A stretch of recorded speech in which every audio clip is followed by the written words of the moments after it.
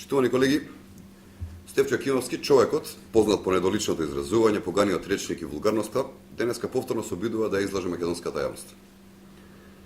На Стефчо Јакимовски или му е криво што СДСМ во изминативе десетина години не го направи овој проект, или му е страв од позитивните ефекти од оваа мерка. Стефчо Јакимовски е човекот зад кој што постои општа дилема во јавноста за неговата вмешаност во големи и бројни афери и затоа неговиот кредибилитет е исклучително низок, да не кажам никаков. Аферите во кои што се споменуваат во јавноста за името на Стефчо Јакимовски се, за мало подсетување, аферата кога Стефчо Јакимовски како министер за труд и социјална политика си префрлаше пари на сметка на невладини организации, чија што адреса, знаете, беше неговата домашна.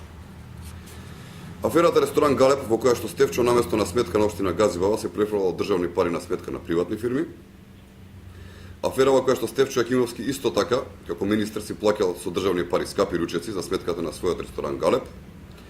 Аферата набавка на скапи луксузни возила од марката Ауди, аферата на Стефчо Јакимовски за продажба на државното одморалиште за 1 евро за метар квадратен во периодот кога Стефчо Јакимовски е министер. И замислете, после сите афери, овој човек се дрзнува оваа мерка на владата, која што добива извонредна голема поддршка од граѓаните, да ја критикува. Социјалдемократите беа на власт цели 13 години, вклучувајќи го и периодот од 2002 до 2006 година, кога токму Стефчо Јакимовски беше нивни министр. Зошто тогаш не го донесоа законот за легализација на дивоградовите, ако им бил во програмата, плюс на тоа што имаат и обврска според меѓународните конвенции да го реализираат овој проект. Стефчо Јакимовски и СДСМ се свесни дека овој проект е на широко поздравен од страна на граѓаните, затоа и злонамерно го критикуваат.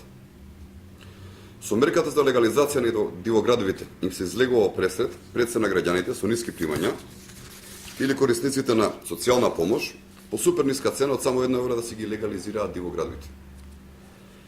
Да повториме, дека со оваа мерка сите граѓани кои што имаат индивидуални објекти кои се дивоградба, а скоро половината се такви, ќе имаат можност да ги легализираат градбите по цени за 30, 50, па дури и 100 пати поевтини од сегашните. Пред 4 месеци и сега во најновото интервју објавено вчера, Стефчо Јакимовски изјавува дека програмата СДСМ ќе ја прави пред избори, односно дека, цитирам, предизборната програма се прави пред избори и ние ќе изготвиме.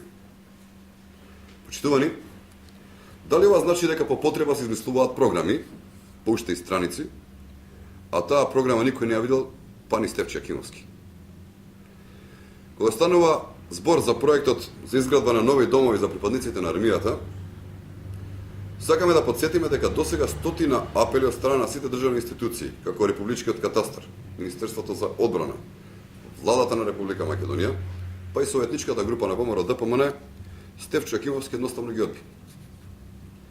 Ние денеска повторуваме дека советниците на ВМРО ДПМН се спремни и подготвени уште утре да ги поддржат сите потребни одлуки за да се откочи реализацијата на овој проект. Да подсетиме дека мнозинството во Советот на општина Карпош го има Стефчо Јакимовски и Социјалдемократскиот сојуз, и Стефчо Јакимовски не може да се крие зад советничката група на ВМРО ДПМН. Затоа денес јавно го повикуваме Стефчо Јакимовски да не се обидува да ги намали позитивните ефекти од овој проект.